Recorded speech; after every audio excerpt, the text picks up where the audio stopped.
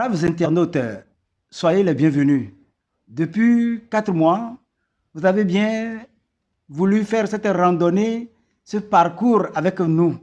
Nous en sommes grandement émerveillés et nous promettons de toujours vous accompagner et ensemble, nous allons partir pour des découvertes de plus en plus enrichissantes. À cet effet, nous allons commencer avec une pensée, une opinion, un point de vue d'un être clérical, d'un personnage important que le Togo est connu. Il s'agit du premier archevêque métropolitain du Togo. Nous avons nommé l'archevêque Casimir Agnon Dossé. Puisque c'est de lui qu'il s'agit, nous allons d'emblée vous rappeler une de ses pensées qui avait fait fureur dans le temps. Et cela remonte à plusieurs années. Si j'ai bonne connaissance, si j'ai bonne souvenance, c'était entre 1976 ou 1977. Il est monté au créneau et pendant 3 journées successives, il est allé à la chaîne mère, je nommais Radio Lomé. C'était pour partager son point de vue qui lui tenait à cœur et qui éclaboussait presque toutes les populations du Togo dans le temps. Alors, permettez que je puisse vous annoncer et énoncer en même temps la citation. Je cite: « Le temps, dans sa course rapide, nous éloigne bien vite des événements qui ont marqué notre vie et risque de nous faire oublier les engagements qui sont à la source de notre propre être. » Fin de citation. Je reprends. Le temps, dans sa course rapide, nous éloigne bien vite des événements qui ont marqué notre vie et risque de nous faire oublier les engagements qui sont à la source de notre propre être. C'était à propos de l'avortement que l'archevêque émérite, et qui d'ailleurs n'est plus de ce monde, c'était à propos de l'avortement qu'il avait parlé. Et pendant 3 journées consécutives, il est monté au créneau pour sensibiliser, conseiller presque tout le peuple togolais. Une fois encore, ou pour la énième fois, il me plaît de revenir sur cette citation que je voudrais décortiquer, décrypter et partager avec nous tous.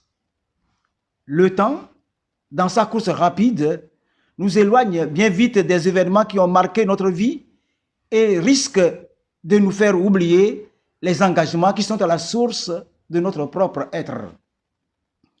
Qu'est-ce que l'homme de Dieu a voulu dire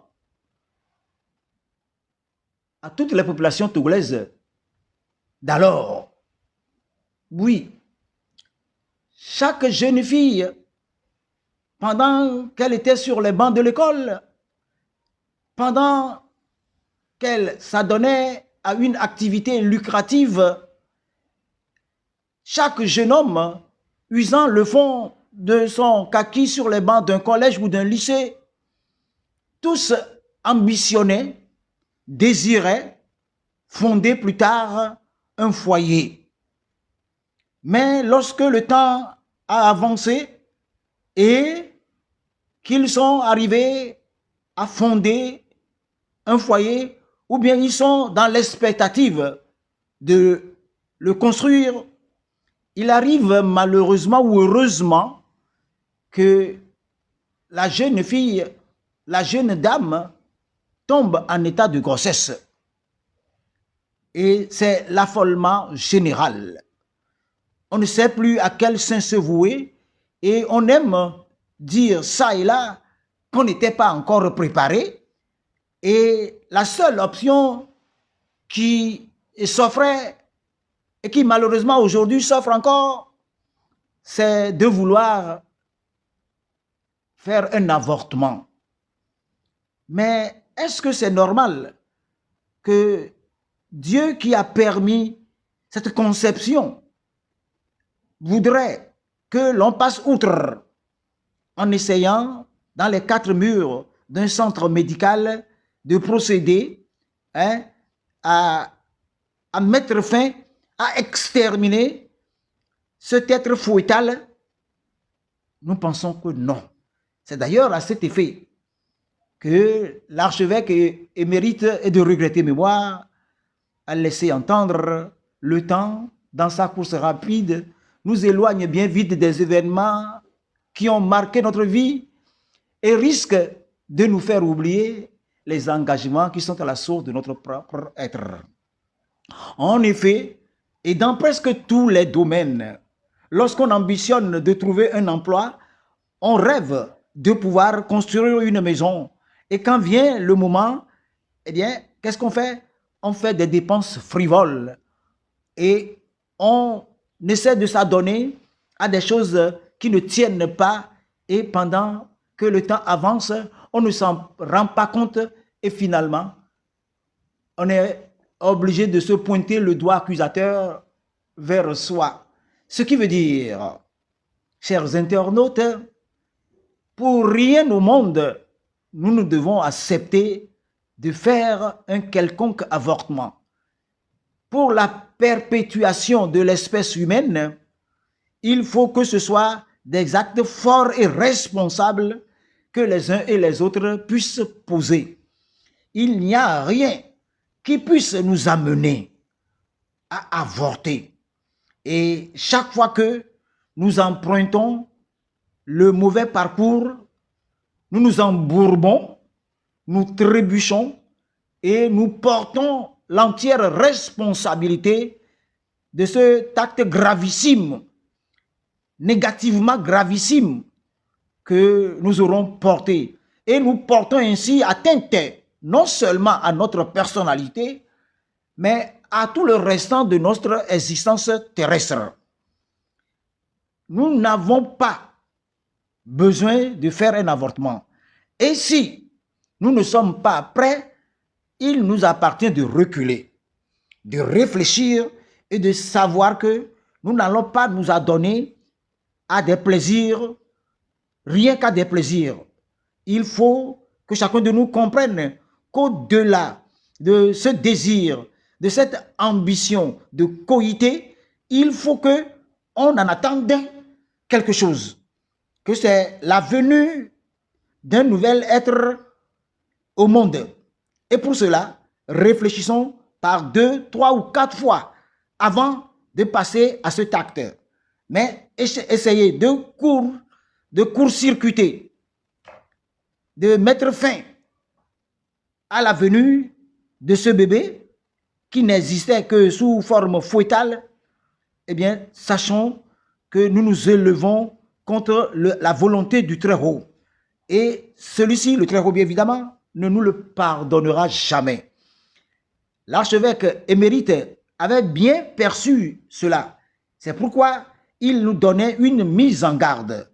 Aujourd'hui encore, nous en appelons à la conscience des jeunes, aussi bien jeunes filles et jeunes garçons, que personne ne doit plus chercher, pour une raison ou une autre, à avorter.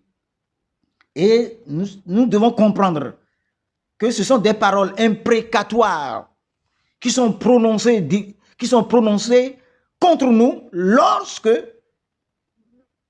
nous essayons chaque fois de mettre fin à la venue au monde d'un enfant.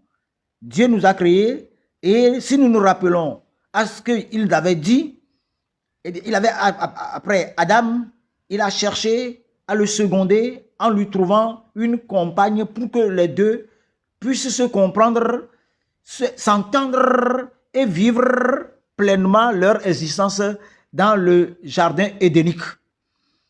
Et il a souhaité que les hommes puissent lui emboîter le pas en perpétuant l'espèce humaine sur la terre.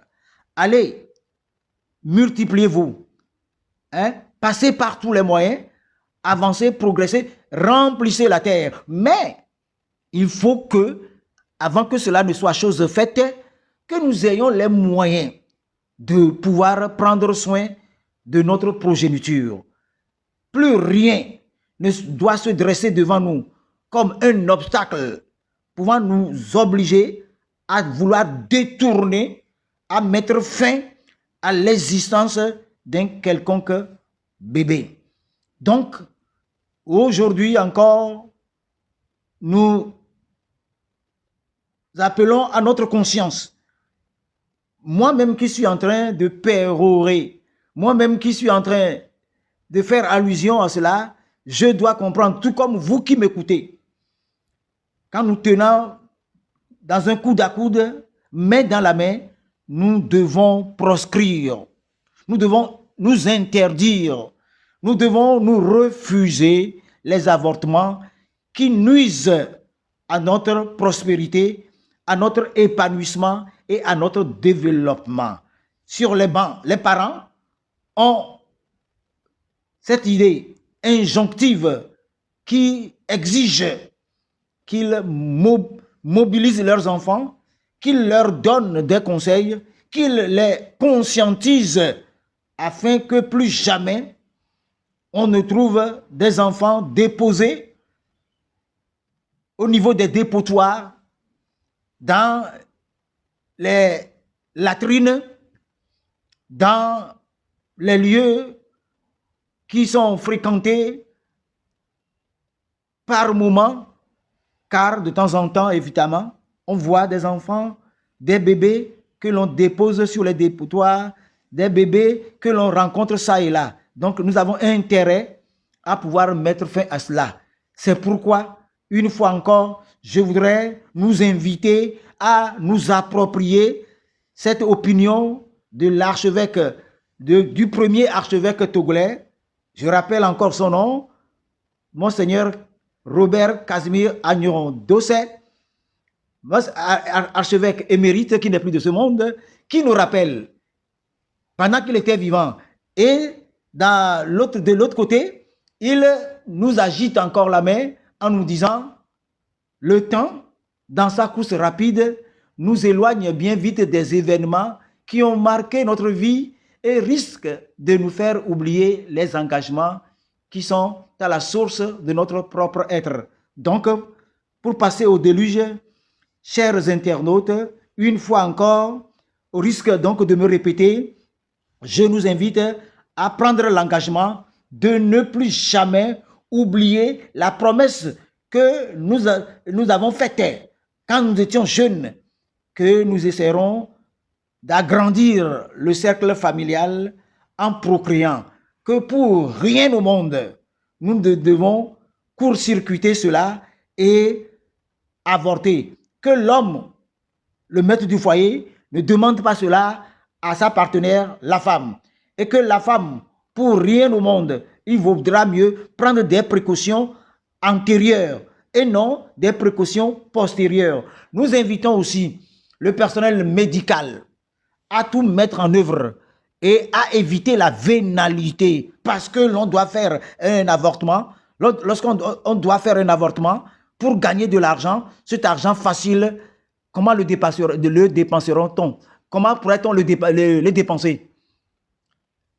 Comme Judas qui a trahi Jésus en gagnant des écus qu'il n'a pas pu dépenser, il faudra qu'il aille les jeter quelque part. Nous aussi, en faisant partie du domaine du personnel médical, nous risquons d'agir ainsi. Donc, prenons le ferme engagement de ne plus nous trahir et d'agir à contre-courant des prescriptions et des recommandations du Très-Haut.